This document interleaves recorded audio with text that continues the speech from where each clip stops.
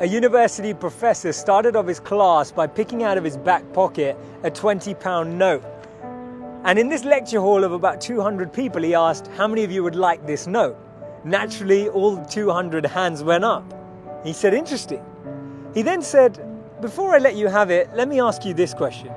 He took the note and folded it in half twice.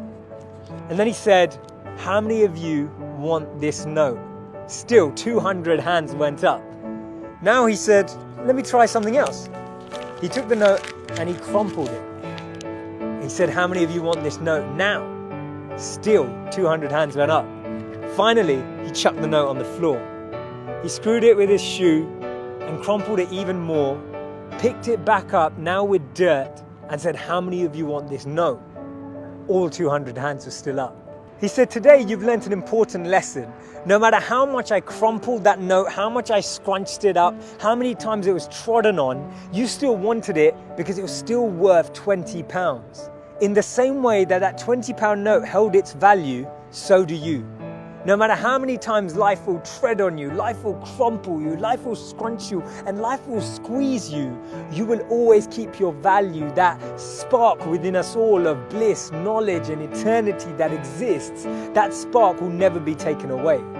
Our value is not created by the price of our clothes or our bank balance or the job title that we have. See, we should be building life and not just building our CVs. In the middle of 2009, he was the software engineer that no one wanted to hire. He had 12 years of experience at Yahoo, but he was rejected by Facebook and then rejected by Twitter. He'd been to a great university. He had a great CV. But he decided to team up with one of his alumni members at Yahoo and started to create an app and focus on the startup space. In 5 years' time, he sold that app for $19 billion to Facebook. Believe it or not, that was Brian Acton, the co-founder of WhatsApp. When he was rejected from Facebook, he said it was a great opportunity to connect with some fantastic people. I look forward to life's next adventure. When he was rejected by Twitter, he responded by saying, worked out, it was quite a long commute. It's so interesting to see that someone rejected from two of the top internet companies actually responded with humor and actually responded with positivity.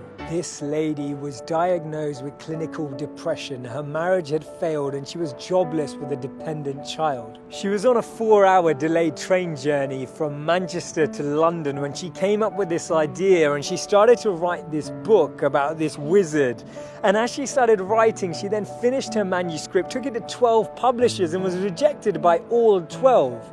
Believe it or not, that's J.K. Rowling. This man watched his first company crumble. He was a Harvard University dropout and his first company's demo didn't even work. He went on to build Microsoft. His name's Bill Gates. Therefore, failure is just a sign that we need to widen our scope. We need to be ready and build ourselves up for the next level. Actually, what we end up achieving is far greater than what we'd envisioned for ourselves.